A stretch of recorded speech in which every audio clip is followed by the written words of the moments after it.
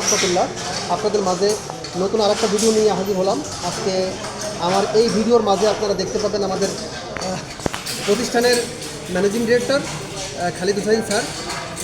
তাকে আমরা বলেছি স্যার আজকের ভিডিওতে আপনি থাকবেন, সে আমাদের কথা রেখেছে।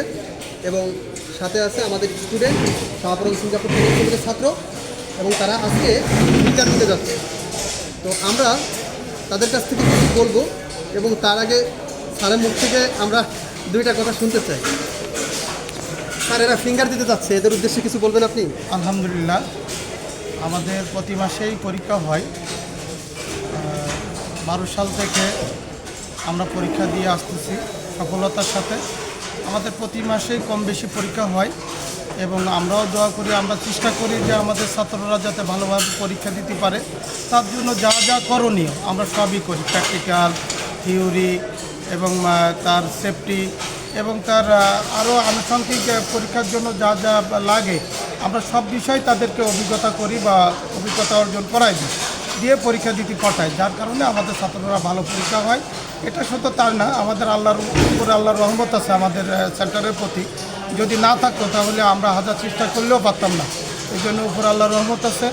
আমি যারা এই ভিডিও দেখবেন সবাইকে বলবো যে আমাদের সেন্টারের জন্য দোয়া করতে, এবং আমাদের ছাত্রদের জন্য দোয়া করতে, যাতে আমরা ভবিষ্যতে উন্নতি মানে পর আমরা যাতে আরও ডেভেলপ করতে পারি। স্যার, সবাই বলতেছে বাংলাদেশের মধ্যে এই সেন্টার নাকি সেরা, এটা হওয়ার কারণ কি? আসলে এই সেন্টার সেরা কিনা আমি জানি না। যদি মানুষ বলে থাকে তাহলে অবশ্যই সেরা, আমি সেরা বলবো না। এই কারণে বলবো না, মানুষ যদি বলে সেরা তাহলে সেরা।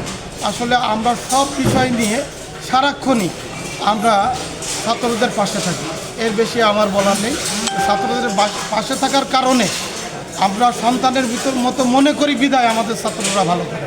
এবং আমাদের এখানে যত ছাত্র আছে আমি মনে করি এরা আমার সন্তান। এবং যারা গেছে আমাদের সেন্টার থেকে, যারা দেশে সিঙ্গাপুরে গেছে, তাদের প্রতিও আমার রইল আন্তরিক শুভেচ্ছা, অভিনন্দন ও দোয়া, যাতে সবাই ভালো থাকে। কারণ কি, সবাই যোদ্ধা।